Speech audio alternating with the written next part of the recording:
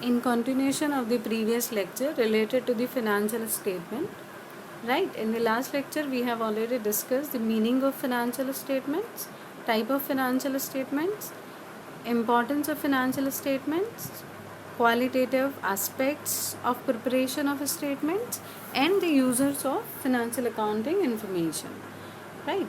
Now in this lecture we'll discuss about the components of financial statement, or how to prepare the various components of financial statement. So as we have already discussed, majorly there are two components. One is income statement, another is position statement. In income statement we'll be preparing two accounts, that is trading account and profit and loss account. In the position statement we'll be preparing only one statement, that is balance sheet. Moreover, income statement is being prepared for a particular period of time. Let's suppose if the financial year is 1st of January 2019 to 31st of December 2019, then at the time of preparation of trading and profit and loss account, we'll write trading and P&L account for the year ended 31st December 2019, which means that all the incomes and expenses related to the 1st January till 31st of December will be recorded in the income statement. So it is prepared for a period of time, that is for 1 year, right? Whereas at the time of preparation of balance sheet, we'll write as balance sheet as on 31st December 2019, because this is the position statement and it is being prepared at a particular point of time. This is not period of time. It is being prepared on a point of time. Point of time here is the last day of our financial year, that is 31st of December 2019. So we'll be recording all the assets and liabilities at the value which they have on last day of financial year, that is 31st of December 2019, right? That is the reason the name is position statement. It will provide us the statement of the position of all the assets and liabilities on a particular date, whereas the income statement will provide you the data about expenses and gains related to a particular or complete accounting year. Now, coming to the first account, that is first income statement, that is the trading account. Now, what is the purpose of trading account? We will be preparing income statement into two parts. We can prepare trading and P&L account in isolation, or we can prepare both the accounts simultaneously, right? So in the first half we will be preparing trading account portion.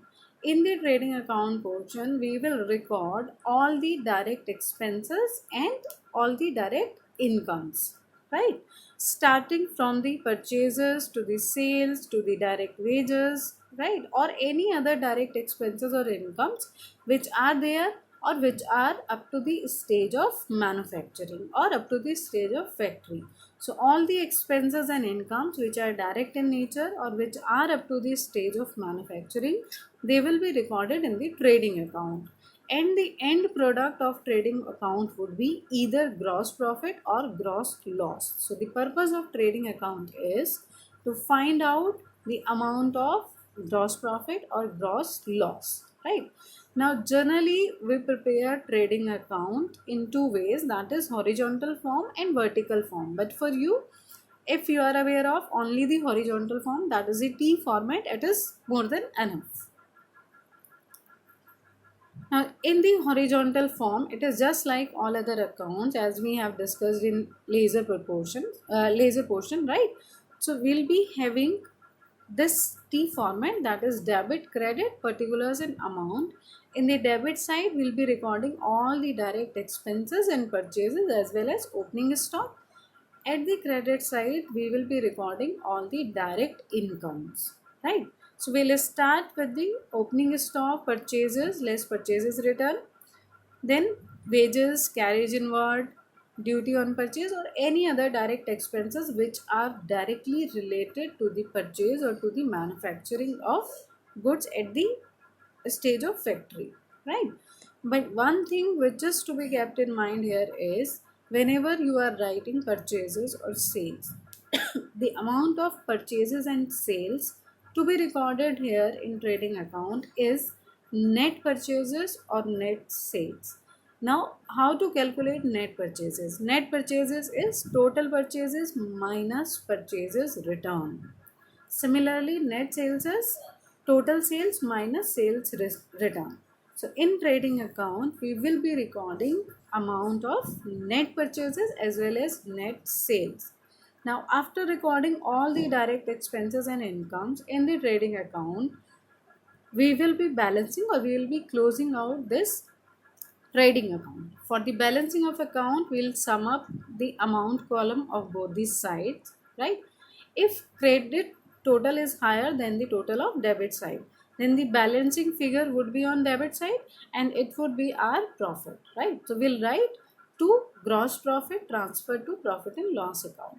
Similarly, if the debit side is higher, it means expenses are higher than the incomes. So the balancing figure would be on credit side and it would be the amount of your gross loss, right? So this is how we can prepare the trading account.